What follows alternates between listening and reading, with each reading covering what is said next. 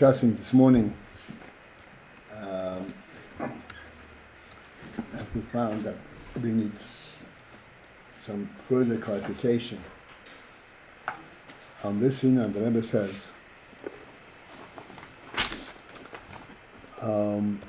let's look inside. That's 4 lines from the top on page Nun.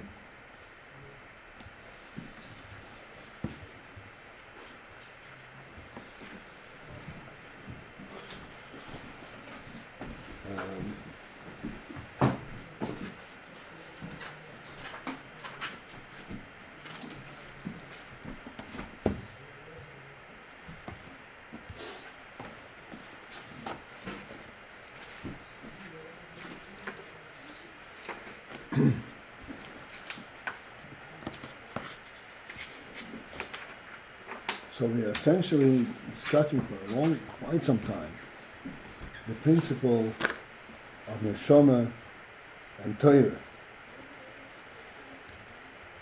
as being a reality, a true thing, a dobar amiti, not only ha'orah, which means that it is not just the effect of the Neshama, not only the sensitivity, the meaning of it, but the reality of it itself. That's what the Neshama is. Ha'ora means, I always say this is the functional element, meaning what is the effect of its presence?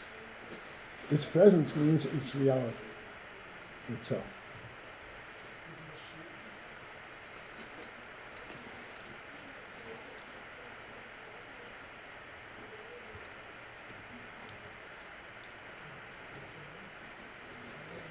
To demonstrate, to hit this point home in different terms that we've been discussing throughout, that we were pointing out,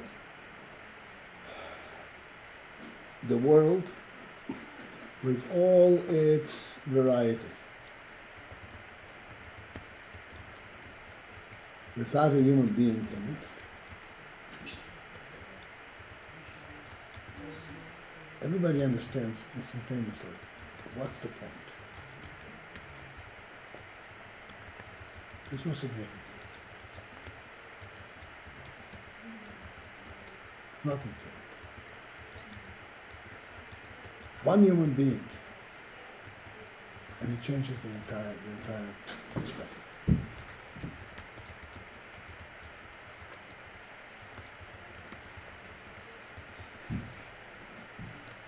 What's a human being? Interesting, I was thinking this morning. We were talking about one-on-one who had a difficulty with one-on-one. It's interesting, the Gemara says, Lama nivra ha'odam yechidi. How was a human being created yechidi? As one, only one. All the creatures were created, number one, they were created right away in duplicates, like in doubles, like in and table. And then also, there was a species created, not necessarily one. A species. There are species, multiple samples of the same species. A human being was created once, Yechidi. The mother says, it is to impress upon you, to tell you that Odom Yechidi, this is Oilo Mole, this is a full word, this is a whole word.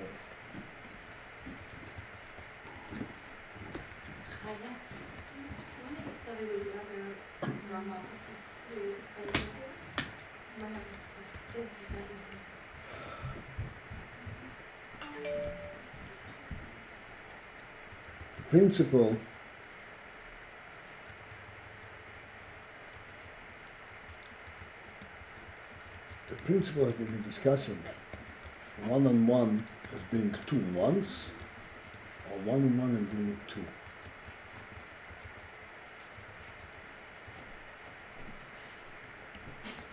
What is, we can sense already after all the discussion, what it entails. What makes two? After all, it is just one on one. What is behind the concept of two?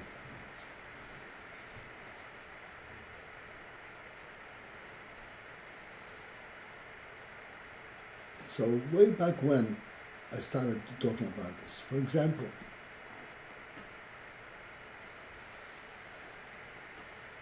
this cup.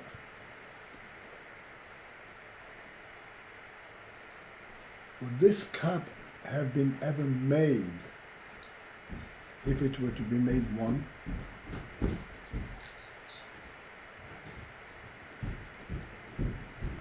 You get the point? No. No?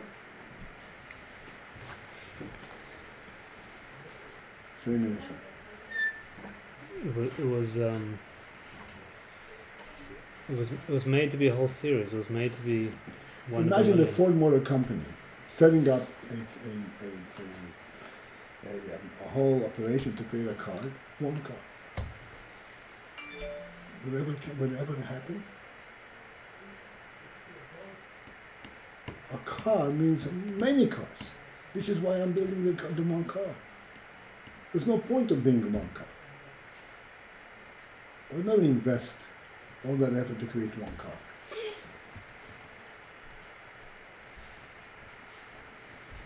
Because it just simply doesn't pay. This is on a practical level. But in terms of on the concept, a car that exists only one in the world is useless.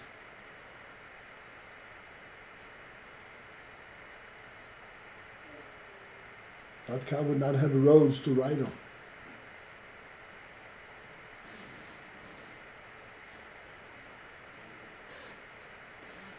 This is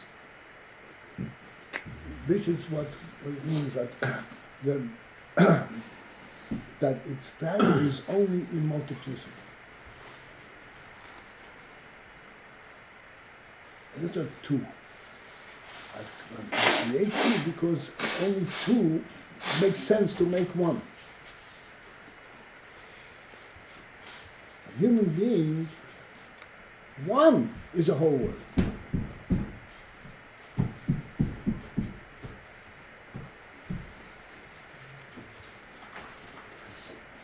He's not dependent on multiples to be a reality.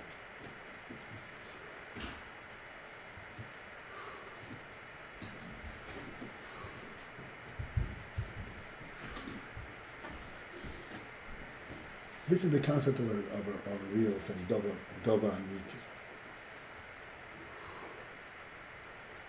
It's not its effect, it's present. So the present of human being in the world changes the entire significance of the word.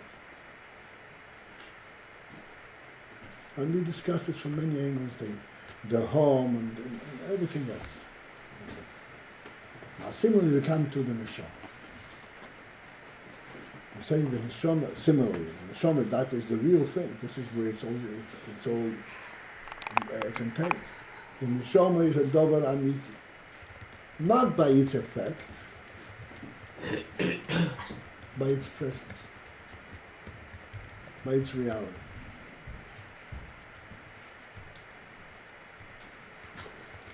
And I was pointing out, where do we see that it's a Dover Amiti?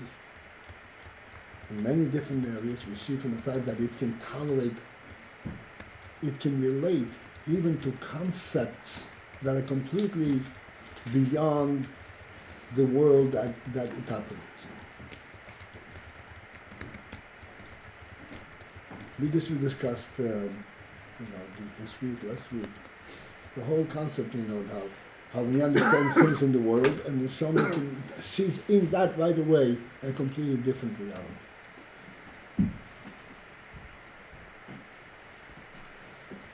And now there becomes, from a different and exposing this same meaning at a different level. The Neshama is bli gvul. Bli gvul means that it can expand indefinitely. It itself can have an effect indefinitely. Bli gvul. Where do we see that? The fact that the neshama is whatever it says over here.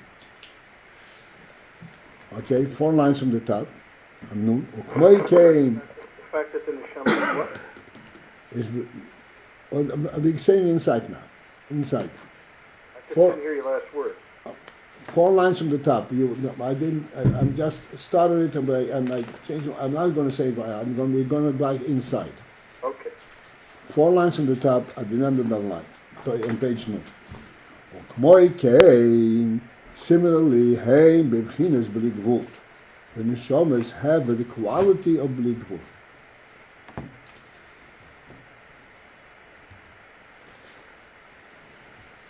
Where do we see that? What does that mean? Shavei hamshomes, since that the neshamas yardu descended me'olam le'olam, from world to world. Ad oilam hatachtoin, till the very lowly world. Oilam hatachtoin means the lowest of worlds. Shemislapshin beguf gashmi.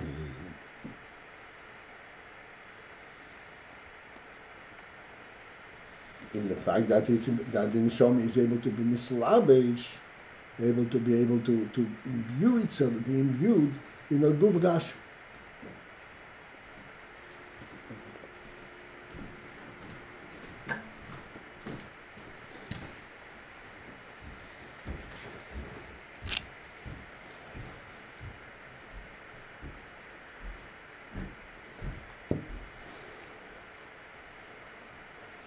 Now, Guf Gashmi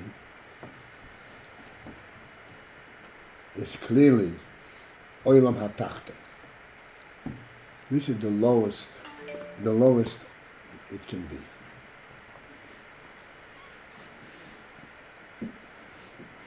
What does that mean? Why is it the lowest it can be?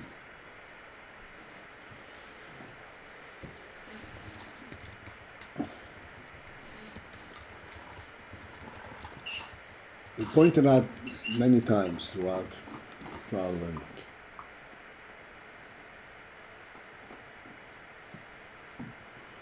Again, this cup. The cup has a certain meaning, certain functionality. It serves a human being for whatever purposes. But in order to serve the human being, in order to be a cup, it is put together from many little pieces. It's not a single, there is not such thing as a material that is a cup. You put it together like a table, you put it together from many pieces, and it resembles the concept of a table.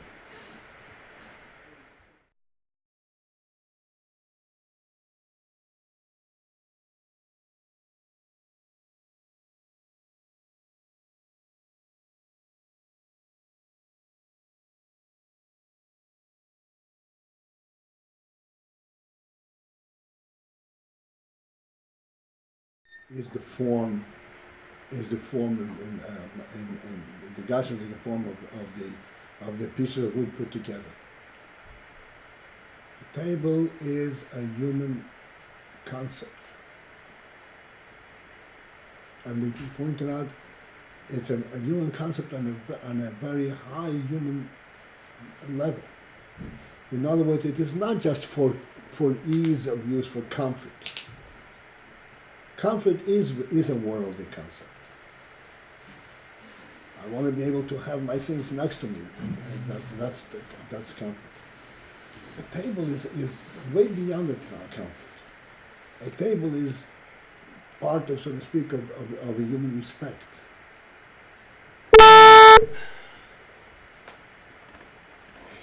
When people sit down to talk,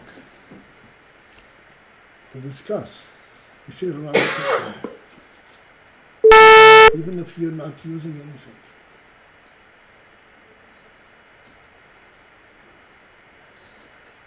A table is defining, so to speak, the human domain.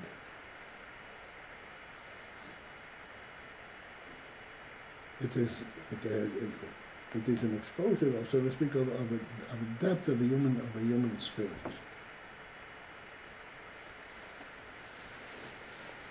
In order to express this spirit in the world, it has to be expressed in Gashmis. And in expressing it in Gashmis, how do you do that? You take a whole bunch of planks and put them together in a certain form.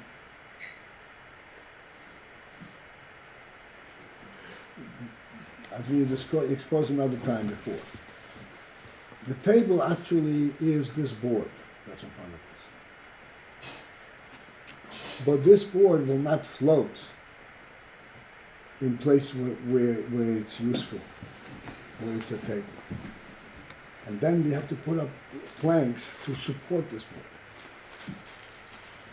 This is what the Gashmis is. The planks, the feet of the table are not really part of the table. But in order to support the table, you have to have these feet. The table is the board that you're using. That's what's useful. In a Ruchnistic concept, if there has to be a support, that is its real value, that is its reality, and therefore it would stay on its own because it's real. You follow what I'm saying? It would stay where it belongs. But Begashmis, it doesn't happen.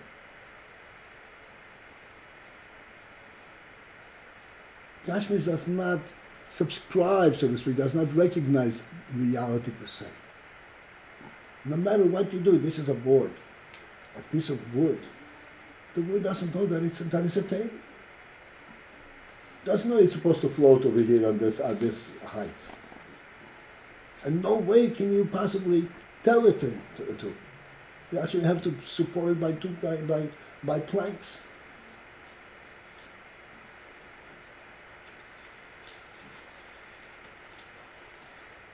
As a result of this, just an aside, of this phenomenon, that it does not recognize what it actually stands for, we tend to lose the significance of things.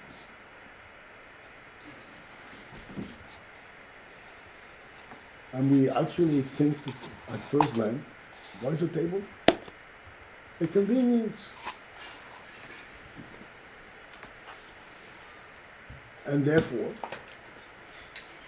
the Gemara speaks about Eichel b'shuk.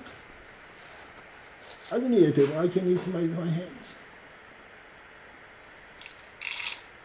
Because what's a table? Just a convenience. I don't need a convenience. I'm not that spoiled. But in fact, Eichel b'shuk don't really care. He's using human stature.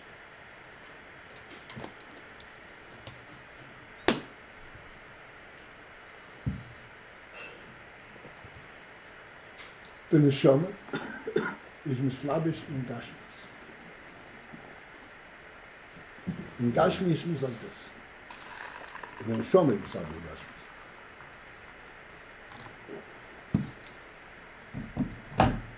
Just like in the mashal of the table. Take the human being. He's infinitely superior to the table. He is what gives the table the meaning. And he has a brain, he has a heart, he has a liver, he has such a complex structure.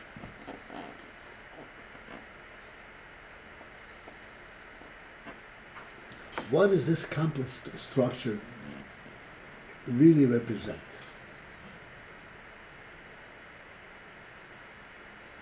take it from the table. Lahavda, I should say. What is the comfort such as the tables represent? Just a convenience. Unless you put a neshama to it, it's just a convenience. Within the context of the world, it's just a convenience. And the human being, the way it is studied, so to speak, understood from a worldly perspective, from a scientific perspective, what is the human being consist of? It consists of all these parts, and this part supports this part, this part supports this part. It's like a complicated, extremely complicated machine. Without realizing, and you can study the human being, without realizing, wait a second, there is one spirit that encompasses this whole structure.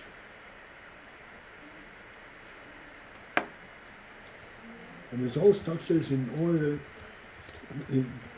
to allow the neshama, the reality of the neshama to be here, to be sensed, to be in Gashmis. In order to allow the brain to function and to sense Seich, Chochmah and Nefesh, it has to have all that support.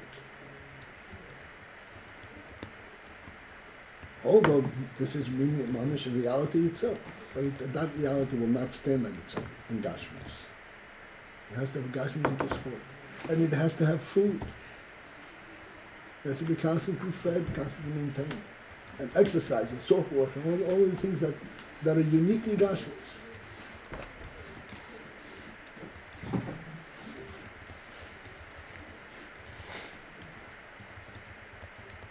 And the Shoma, which is not only Ruchni but godly. Godly means, as we said many times, very simple. Like we said, Toila Eretz al Belima. The earth is suspended on nothing. What does it mean on nothing? The earth is suspended where God wants it, where it's supposed to be. Not how it stands, one holds it up. Like the table is supported by its legs. Al Belima. This is where you see there's a reality in the creation. It is where God wants it. This is what the neshama is. Neshama is Belima. It functions not because it has a brain and has this support and that support. It's a reality. And this reality should be mislabish in Gashmis, in a goof, is the furthest thing possible, to correlate these two. And then the neshama can descend from level to level, even to the point where the goof Gashmi can also get the inspiration and the sensitivity of the neshama. This is what that's believable.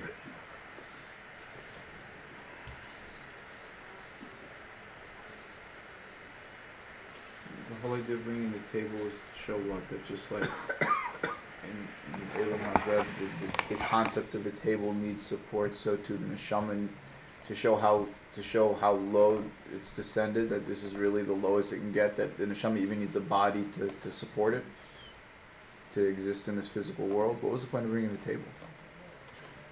The table of what is a body? Okay, that's okay. That's what I thought.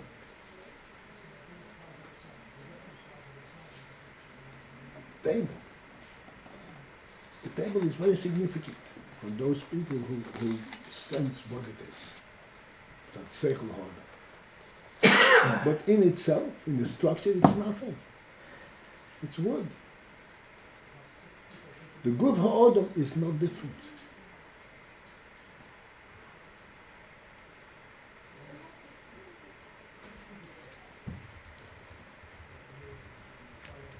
And the spirit of the neshama is mislabish in the guf, and really is mislabish in the guf. Where neshama element. What's the neshama? Neshama element is like we say the table stands because it has pieces of wood supporting it. Not so. It stands on its own. It stands where it's supposed to stand. It's like the spirit, but the human spirit, it stands where it's supposed to stand. The fact that it has planks holding it up does not change the reality of it. When human being sits by the table, he sits by the reality of the table, by the board, not by the legs. Couldn't care less if there's legs. You follow what I'm saying? The shoma is mislabish in the group. Likewise, it is mislabish in the group, and it gives the group a neshama quality. A neshama quality, as we said many times. The human being, the neshama, the life in the neshama is life in the body. You have a neshama quality, which means pure life. Not life supported by food and feet and everything else. Pure life. And that is sensed in the Gashmi.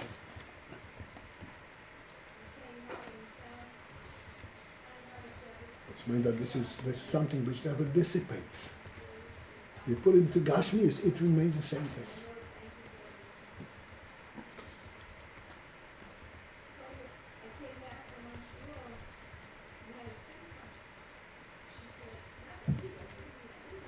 We had to discuss it this morning with the animal.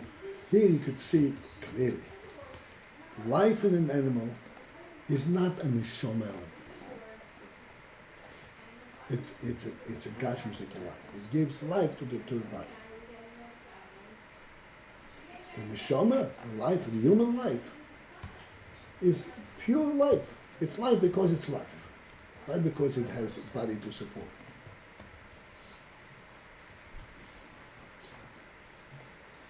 And we demonstrate this, in this way, on a very simple level. If you think about it, it's a clear demonstration. The human being stands on 2 feet, which means he's not supported by body logic, like the legs of the table holding up the table. He's not supported by body logic. He's supported by neshama. He has to stand, so he stands. You know what I'm saying? He's floating. The neshama is holding him up. The halacha, phenomenal halacha. Hachai noisei asatzmi. You know what that is, right? When you carry on Shabbos, a living person.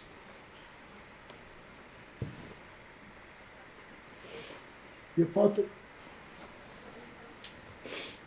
You carry on Shabbos. Because Hachai noisei asatzmi. It's not called carrying. He is where he wants to be.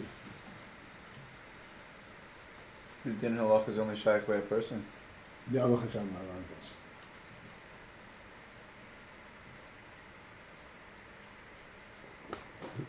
AyinBase. You can carry a person on Shabbos? You can carry, we don't do that. But the halacha is yes. Hachai noisei asatzmi. So why don't we do it?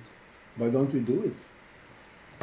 Because this can develop all kinds of errors. It has very specific criteria and so forth. But it's a halacha, yes, hachai noisei asatzmi. But if the person's asleep, doesn't have that din. If a person is tired and he can't walk on his own, doesn't have that. He has to have a spirit, Hachai noisei asatzmi is when he's actually carrying himself. So the halacha, it's a very narrow possibility, and therefore the halacha disallows it on an open market. But the halacha still speaks for itself, because the highest in the human being is chayes. He is not living because he is eating, and he's supporting himself on the ground. It's life. I understand what you're saying, but I just maybe I'm tired, but it seems like we're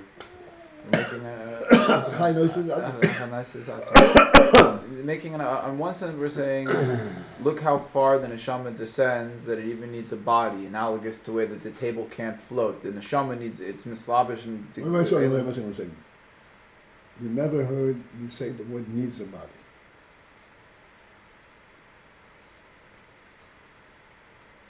To exist in this physical world, right?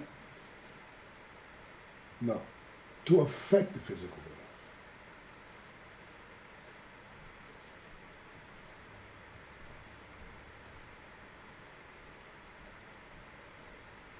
It is capable to affect the physical world to the point where it actually is mislabish in a group, in a body.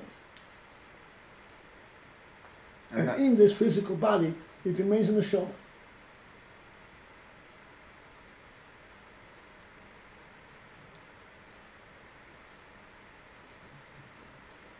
Let's take the table example again. Ultimately, we should grasp the point.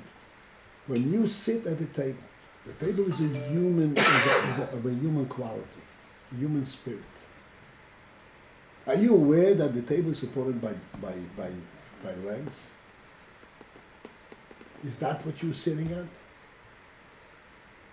You're sitting at a table, at that which serves to give the human being a sense of what's called foundation, a place that's founded, that's anchored. That's what a table is. Like a home, it has an anchor. And it's something to do with the legs. As far as you're concerned, the table floats where you want it.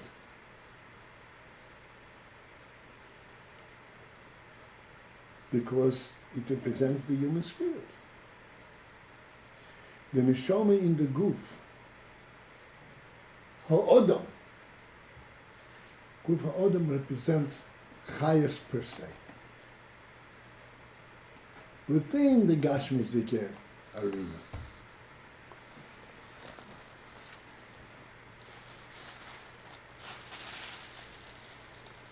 Which is a phenomenal thing. This is the good. It never ends.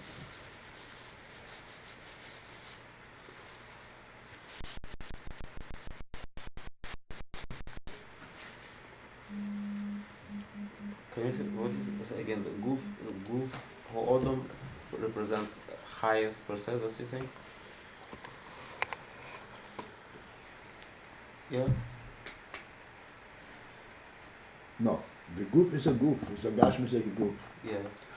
The neshama in the guf is high.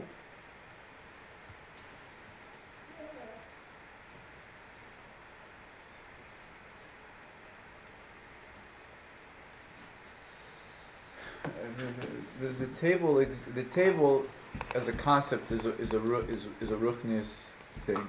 It exists independent of the structure. In order for it to affect what that inyan is in Elam Gashmi, it needs boards to support it. The neshama, in order to affect what it has to affect in this world. One second. The spirit does not need boards of support. In order to affect, bring the spirit down to the Gashmis, it's established in the board. Okay. Understand the difference? But once it's here, once it's the inyan is mislabish in the structure, we're cognizant of the inyan. We're not cognizant of the structure. I'm sitting here at the table. I'm not sitting here at the legs. That is because the human spirit doesn't dissipate as a result of being dependent on the structure.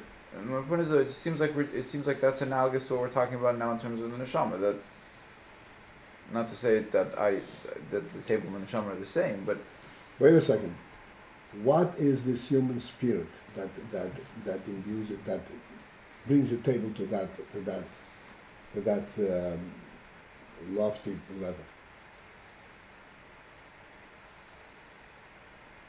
I'm not sure I follow the question. That human spirit comes from the human neshama.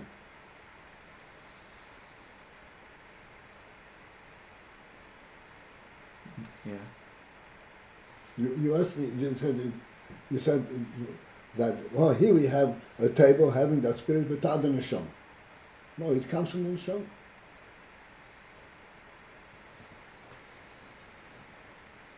And I know it comes from the neshama, but I thought that we're bringing the table as a contrast to the way the table materializes into this world, as opposed to the way that the neshama materializes in this world. That while the table loses something, the neshama retains it.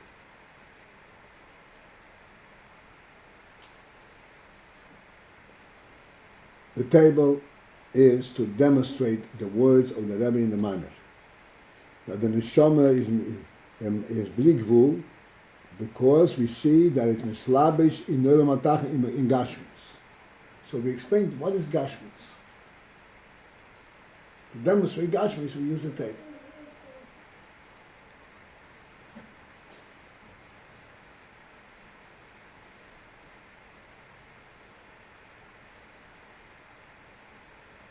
Despite the fact that the table has a structure, all of these things, the table is not aware of that.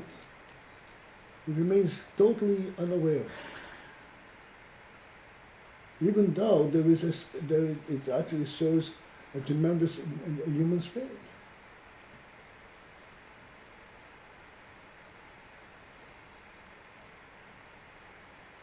So, but the table doesn't come to life as a result of that.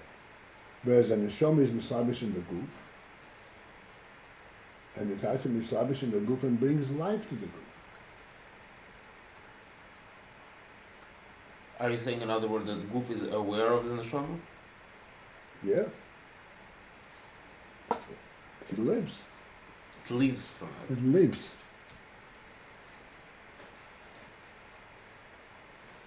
Meaning it's really even much more than just aware. Yeah. I mean, we said this morning, we said that the goof, if it's damaged, it will heal because it has an neshama.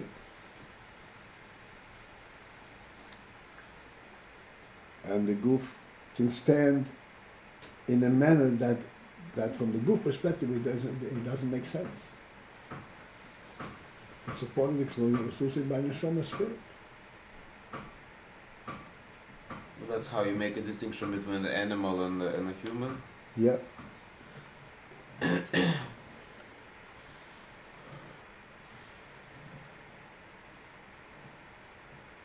hope I have you with me. I hope you understand, you sense. Otherwise, I'll be boring you. I sense what this is all about. Rashi says,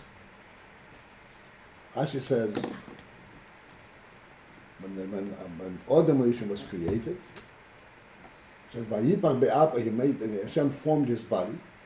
"Vayipar be'apa v'nishmas chai." He blew into his nostrils and the neshama of life. "Vayi ha'odam nefesh chai." The Adam became a nefesh chai, a living nefesh. So Rashi says, behemoths v'chayis are also called nefesh chai. But this is chayim mekulam. This one is alive beyond all the others. Shemiteis bei das. But by him, there was an additional factor, das. That is the exceptional thing in the other. What's das?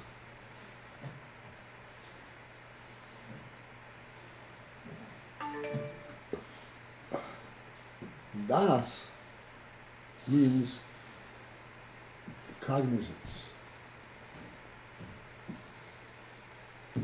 The human life is dependent on his cognizance, knowing that he's alive. The animal is not living on the basis of knowing it's alive. He happens to be living.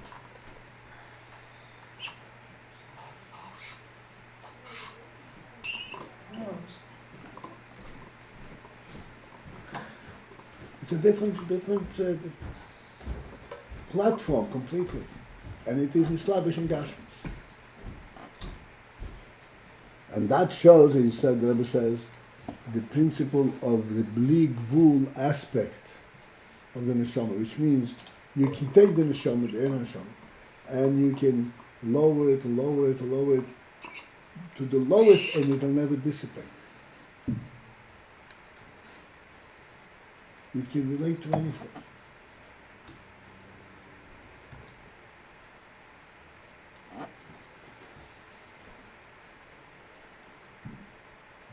Let's look inside now.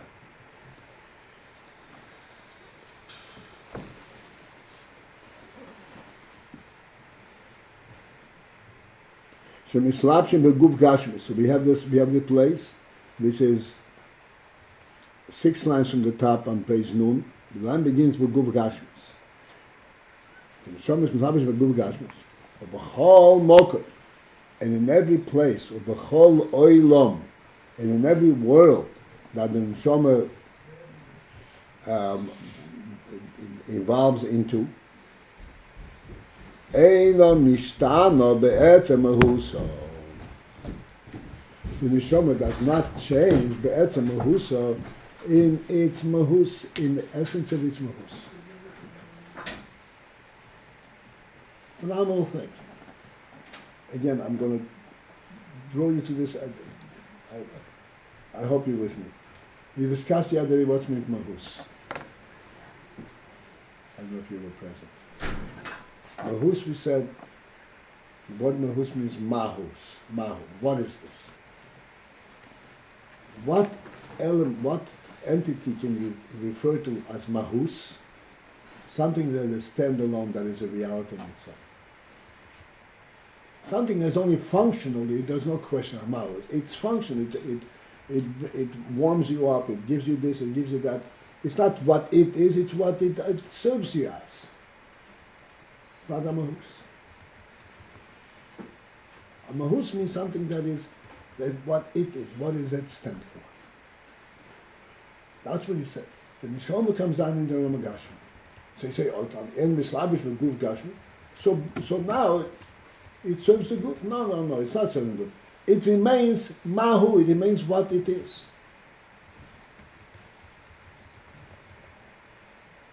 And in this guf Gashmi, does it now become like the guf, or it remains neshama? The answer is it remains neshama.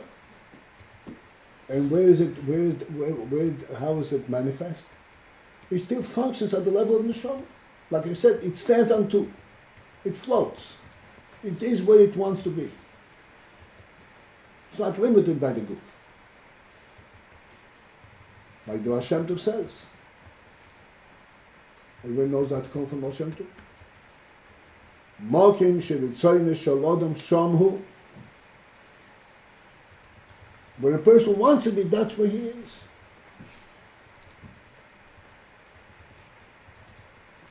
We discussed it not long ago.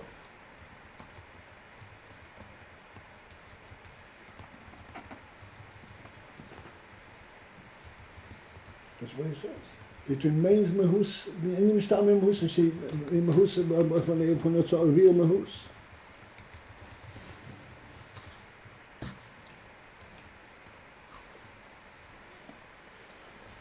Eine mishtam be'etzem mahuso. It does not go through an alteration. Be'etzem mahuso, in the essence of its mahus, in what it is. Shehi elokus be'etzem. Which means the neshama is elokus in essence. Gam k'mo sheyod b'biyah. Even in the state as the neshama came down in biyah, it remains elokus be'etzem. Not that it affects something by elokus in a godly manner. It is elokus.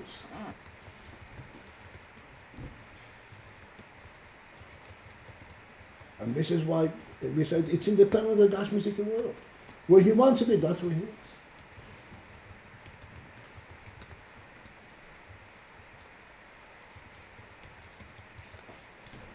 If I may take you along, we said many times, and this is found here, that the human being is not in this Gashmiziki place where he is. Where is the human being? In the entire world and beyond. In the entire existence. Ayin is in the entire world. This is why wherever he wants to be, that's where he is.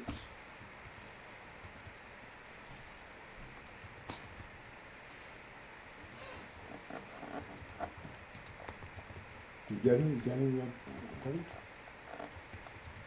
I'm with you. That's where I want to be.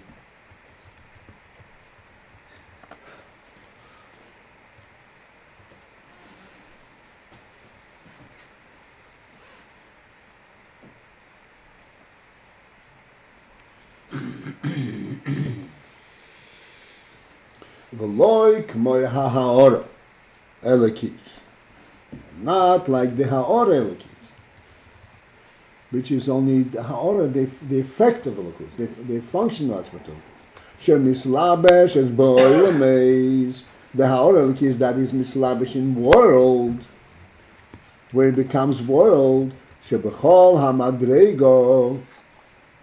The madregas, that in all the madregas of worlds as it goes through world, eino bebchinas eisei hamahus shebeim shalamayla.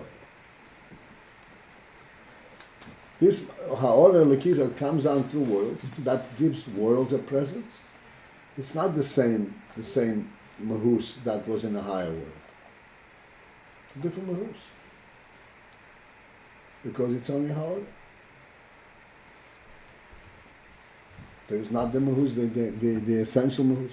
Because now, the amshomes, but yet the nishomes, b'chol oilom, in any world, in every world, hein be'oifen hamahus, be'oisen hamahus mamash.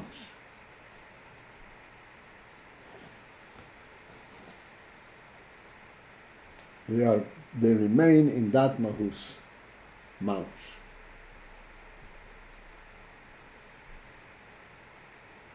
So the ha'ara Elokis always retains the quality of being a mahus, but not necessarily the same one, lagabe The higher world. the higher world.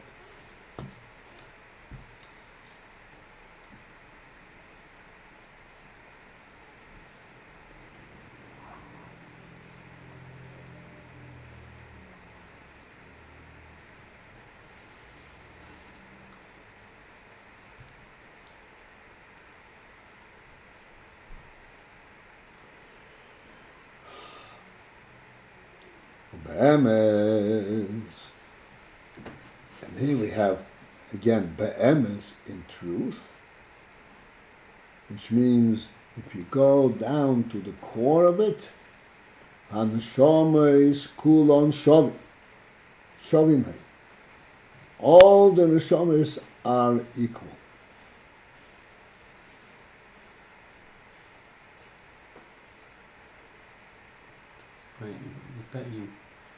You passed a phrase. Sorry? We I were, skipped something? Yeah. We were at Shebeolamus Shelemayla. That's where we stopped last time. No, because now, and that's why Hashomes b'chol oilam, what's that about? Hashomes b'chol oilam hein be'eisen hamus mamash. In every world, the neshama is be'eisen hamus mamash. The very same mahus what the neshama is. Doesn't become part of that world.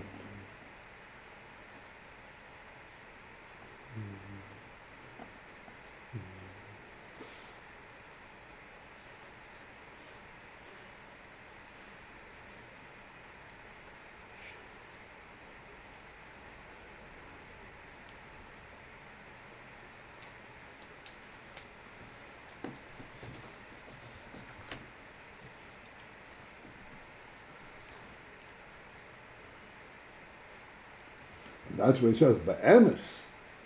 It said be'emes is used to denote that if you go down to the core of things, not as it manifests itself, but to go down to the very depth of the essence of it, to the central point of it, Hanshomes kulon shovin hein. The neshomes are all equal.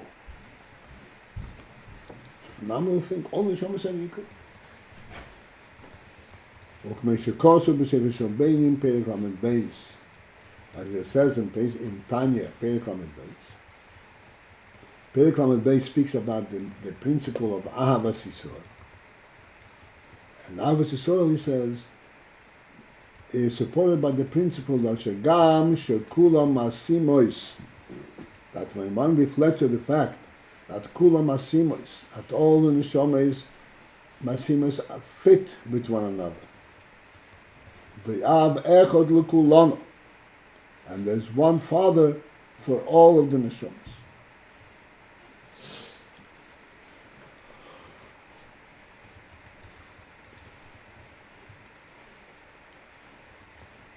They're all equal.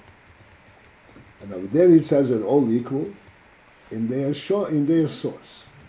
So the Rebbe continues and says, okay, this will just go in for a moment.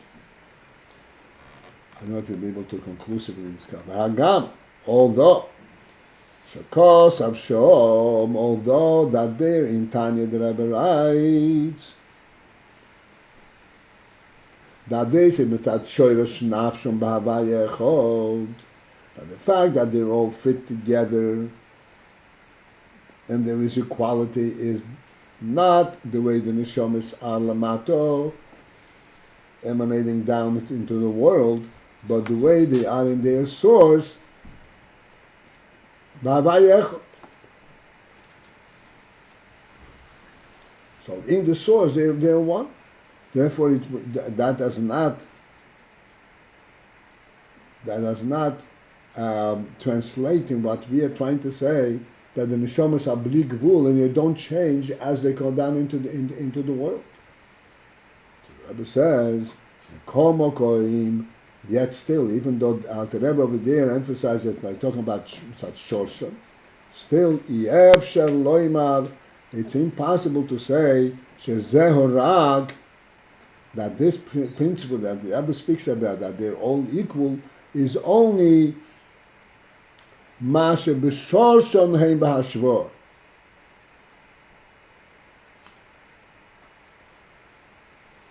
It cannot be that what the Alter Rebbe speaks over there, that the neshamas are equal. It means only b'shorshon b'hashvor, that in their source they're b'hashvor, they're equal. But as they emanate from the source, they change.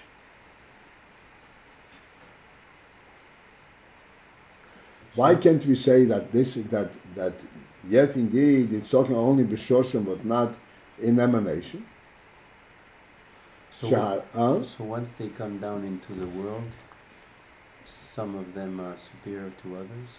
One second. The Rebbe is saying that they're equal, even after they come down. They don't change. Okay, all right. And brings down from the Tanya. The Tanya says that they're all equal, but they're all equal in the source. So the Rebbe says, that does not support what we are trying to point out over here.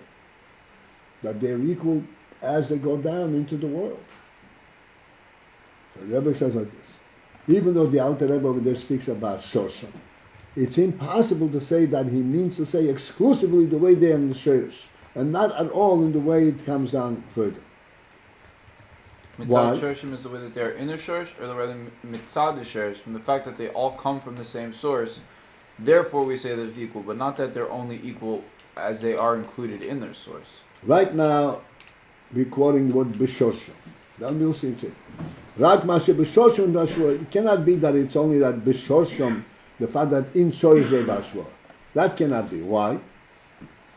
This cannot be what the Alter Rebbe is referring to. Sharei, since that, gam kol ha'hishtalshelus heim b'hashvor b'shorshim. The entire Ishtalshelus of world, b'shorshon, in the source, in Havaya Echod, everything comes from Havaya Echod, right? The Alter that's what the Rambam says. You say that everything comes from this initial truth. So everything is equal there. If we're talking about the way it's in the Shoshim, everything in the whole world, everything in the world also is the same thing.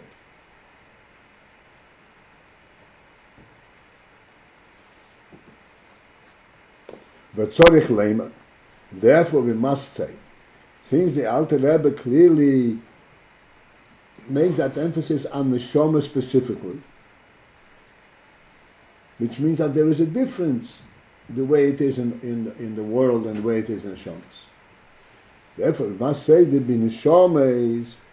by Neshamas, Gam Behamshachosom, even as they are drawn down further into the world manifestation, Masima is Heim Be'etzem.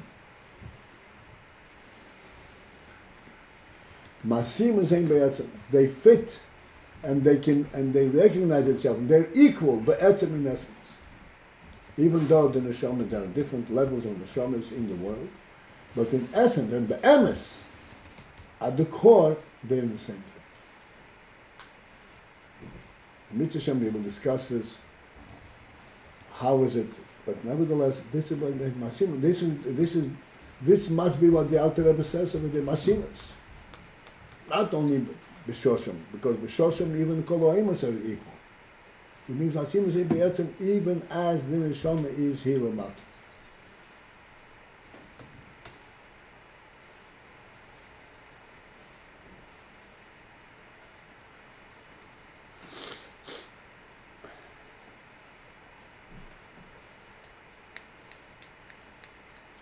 It's just not so clear from words, like kind of like what Daniel saying to me at least. I don't know. It sounds like in Tanya there, the Rebbe point denotes that despite the distinction between like seeming distinction, like from our perception between the Shomis, they are all of the same quality. And so he's saying that's B'Shorshim. The Alter Rebbe this says B'Shoshim. Right. But I'm saying the whole point there is that one neshama from another differs. Not that he equates them to the rest of the world at all. Of course not. Of course not. There's confusion here. The Rebbe says, but the Alter Rebbe says over there that B'Shoshim, they're equal. It does not mean only B'Shoshim. One to another. Yeah. So that means not only there, it means here also. It doesn't mean only B'Shoshim. Why not? Because this principle that in Shevat and all equal, the world is also the same thing.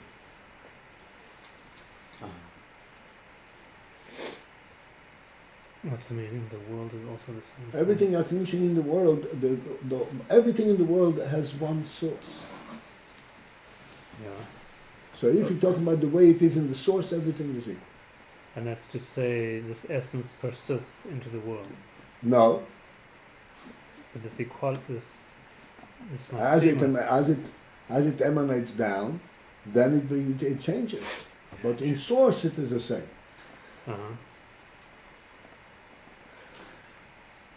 So when the Alter Rebbe says that the Neshamas are equal in the source, he cannot mean in the source only.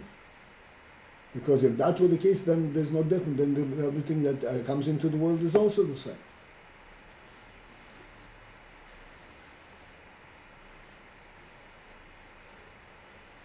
So clearly, what the Alter Rebbe wants to say is saying that even as they emanate into the world, they remain the same.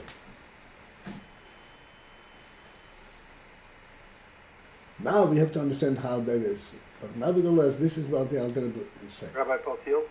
Yes, sir. They remain the same as they were above, or they remain the same as they are each with the other, all the same? Which is as they were above. Masimos. What does Masimos mean? Masima is they all fit with one another. That means that they're equal. So the reason that they're all equal is that they remain the same as they were above. Yeah.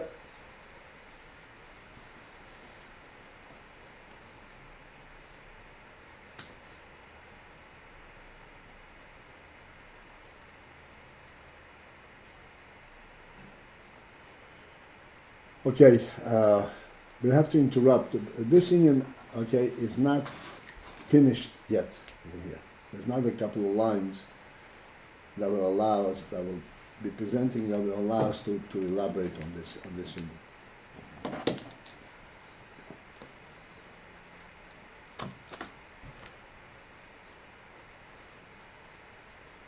But certain important principles have already on the surface there. What are you going to do with Ma'ariv? We had two guys who just stepped out. Yeah, but they left. We should have retained. Huh? 770.